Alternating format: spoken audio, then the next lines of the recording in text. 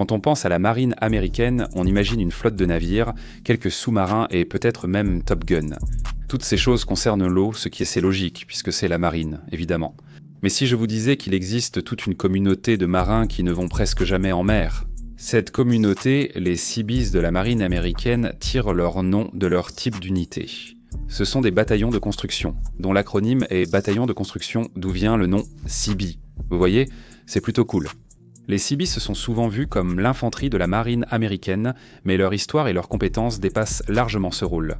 Ils constituent une communauté unique dans la marine, rassemblant divers métiers, tous essentiels à la mission des Seabees. Cela dit, Saddam Adri, qu'est-ce qui rend les Seabees uniques par rapport au reste de la marine? Que font-ils exactement? Et quels sont leurs différents métiers? Je vais répondre à toutes ces questions pour vous et bien plus encore. Salut à tous, je suis le vétéran Vinny, la voix derrière General Discharge. Rejoignez-moi alors que je vous emmène dans une plongée approfondie au sein de l'une des communautés les plus intéressantes des États-Unis. Marine, voici les Seabees de la marine américaine. Comme je l'ai dit au début, les Seabees sont un bataillon de construction militaire. Ils appartiennent à la force de construction navale, ou force de construction navale. Leur devise « Nous construisons, nous combattons » résume bien leurs actions. Réfléchissez-y. Les constructions militaires offrent moins de luxe et de sécurité que celles des ouvriers du bâtiment ordinaire. Parfois, ils construisent en territoire ennemi et doivent se protéger en cas de problème. Attention, les bataillons de construction ne constituent pas vraiment une force offensive. Ils savent très bien se défendre si l'ennemi les attaque. Techniquement, les bataillons de construction assurent diverses forces de construction et de soutien opérationnels comme routes, ponts, bunkers, aérodromes et bases logistiques. Ils apportent aussi un soutien rapide lors des secours en cas de catastrophe, mènent des projets civiques pour renforcer les relations internationales, luttent contre le terrorisme et protègent le personnel et les sites. Les bataillons de construction remontent à la Seconde Guerre mondiale, où ils ont remplacé les entreprises de construction civile dans les zones hostiles et de combat, après l'attaque de Pearl Harbor. Aujourd'hui, ils offrent une large gamme de capacités de construction militaire, incluant la construction et la réparation de routes, de ponts, de bunkers, de pistes d'atterrissage, d'installations médicales expéditionnaires et de bases logistiques. Tous les bataillons de construction, une fois qualifiés, porteront l'insigne de guerre des bataillons de construction, également appelé SKU, qui est affiché à l'écran. L'insigne argenté est pour les engagés, le doré pour les officiers. Des opportunités existent pour les bataillons de construction actifs et réservistes, avec un engagement initial généralement de 5 ans. La communauté des bataillons de construction regroupe 7 métiers engagés, chacun avec un objectif et une fonction distincte. Certains métiers ont plus de personnel, et de nombreux bataillons de construction peuvent se former à d'autres spécialités et découvrir le travail des autres BAIS. Passons rapidement en revue ces métiers, à commencer par le constructeur. Les constructeurs ou business units forment le principal segment de la force de construction navale. Même s'il y a 7 métiers dans les corps de bataille du soutien, il y a une blague qui dit qu'en réalité, il n'y en a que 2. Les constructeurs et les soutiens des constructeurs travaillent comme charpentiers, plâtriers, couvreurs, finisseurs de béton, maçons, peintres, briqueteurs et menuisiers. Ils dirigent aussi les opérations de combat et de préparation aux catastrophes de la marine. Les constructeurs seniors gèrent l'estimation des matériaux et la planification de la main-d'œuvre. L'école des constructeurs A dure 10 semaines et se trouve à Gulfport, Mississippi. Ensuite vient le mécanicien de construction. Les mécaniciens de construction sont appelés mécaniciens de construction pour faire court. Mécaniciens de construction. Ils entretiennent et réparent les équipements automobiles et de construction lourdes, tels que rétrocaveuses, véhicules tactiques, marteaux-pilons, grues, compacteurs, bulldozers, camions-bennes et bus. Il s'agira surtout de moteurs diesel. Ils préparent aussi des données sur le contrôle des coûts, la maintenance et acquièrent les pièces nécessaires. Autrement dit, si une abeille casse quelque chose, le community manager doit aider à réparer. L'école de mécaniciens de construction A dure 16 semaines à Port Hueneme, Californie.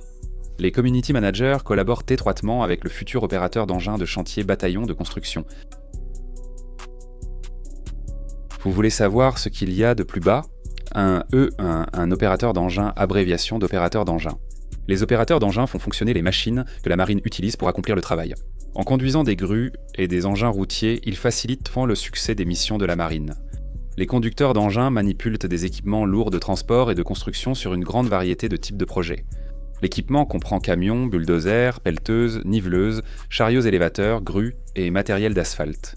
Ils peuvent obtenir leur permis d'opérateur au travail. L'école des opérateurs d'équipement de niveau A dure 11 semaines à Fort Leonard Wood, Missouri. Ensuite vient le métallier. Les métalliers ou serruriers métalliers travaillant l'acier. Vous êtes tombé de votre chaise ? Plus sérieusement, les serruriers métalliers gagnent de l'expérience en soudant, effectuant des travaux métalliques et fabriquant des structures en acier. La marine doit remplir ses missions. Les serruriers métalliers supervisent la construction, déploient son temps en matériel et équipement, dirigent et portant les ouvriers, lisent sur les plans et effectuent enfin des opérations de soudage et découpe. L'école A de métallier dure 11 semaines et se trouve à Gulfport, dans le Mississippi. Ensuite, il y a l'aide-ingénieur. Les aides-ingénieurs, EA, forment le segment le plus restreint de la communauté bataillon de construction. Les aides-ingénieurs assistent directement les ingénieurs en construction dans l'élaboration des plans finaux de construction. Ils préparent la construction de la planification au levé topographique, garantissant ainsi le succès du projet. Ils effectuent également des levées topographiques, préparent des cartes, des croquis, des dessins et des plans, estiment sur les coûts, réalisent des tests d'assurance qualité sur des matériaux de construction courants tels que les sols, le béton et l'asphalte, et accomplissent d'autres fonctions de techniciens en ingénierie. L'école de formation des aides-ingénieurs dure 15 semaines et se situe à Fort Leonard Wood, dans le Missouri. Nous passons maintenant à la construction. Électricien. Les électriciens du bâtiment, Construction Electrician CB, sont des spécialistes de l'électricité expéditionnaire de la marine américaine, assurant que les lumières restent allumées.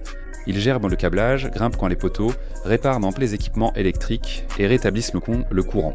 Les bataillons de construction gèrent l'installation du camp et les générateurs lors de la mise en place, réseau électrique, système de tableaux de distribution et divers autres travaux électriques nécessaires selon l'installation. L'école des électriciens de construction niveau A dure 20 semaines à la base aérienne Sheppard, Texas. Enfin, parmi les métiers des bataillons de construction, citons aussi les techniciens des services publics.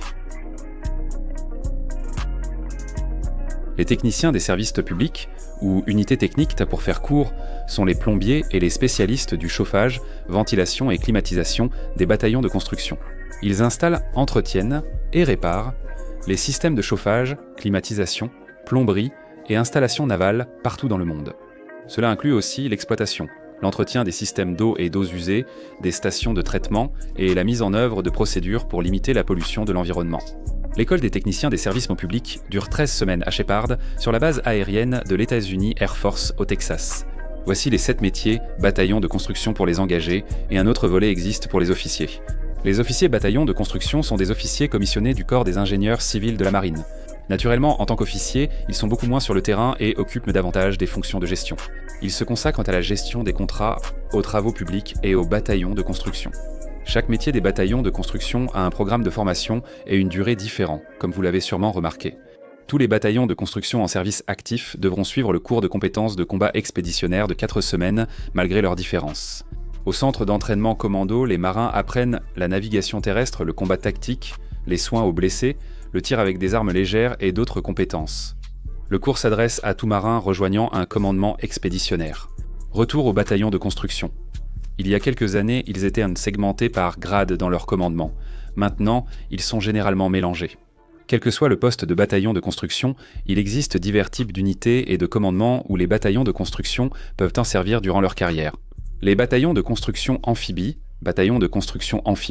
opèrent sur les plages, tandis que les bataillons mobiles de construction navale, NMCB, travaillent à l'intérieur des terres. Il y a le bataillon de manutention de cargaison de la marine, le seul bataillon de manutention de cargaison en service actif de la marine, qui se déploie partout dans le monde pour transporter et manipuler des cargaisons.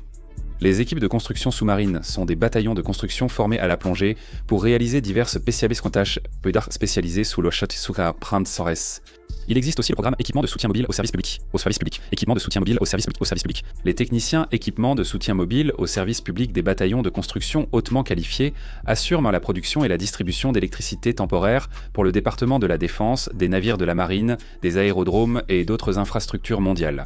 Les bataillons de construction peuvent aussi travailler pour le département d'État, servir dans des unités Explosive Ordnance Disposal et même être affectés en soutien à DevGuru ou à l'équipe Sea, Air and Land 6. Et cela conclut à peu près un solide aperçu de la communauté des bataillons de construction de la marine américaine. C'est une communauté unique dans la marine, qui n'a pas l'expérience habituelle d'un marin. Certains bataillons de construction servent plus de 20 ans sans jamais aller sur un navire, d'autres travaillent en NSBI ou avec des plongeurs. Variété et opportunité inégalées. Si vous êtes intéressé à en apprendre davantage sur un autre sous-ensemble unique de métiers de la marine, j'ai fait une vidéo sur les postes des infirmiers militaires dans les opérations spéciales. Scannez le QR code ou utilisez le lien en description pour la voir. Voilà l'essentiel sur les Seabees de la marine américaine. Si cette vidéo vous a appris quelque chose, mettez un j'aime et abonnez-vous. Merci de nous avoir regardés. Est-ce que tu veux vraiment être ici ? Tous tes amis s'abonnent à Général Discharge, et toi, tu ne veux même pas être ici.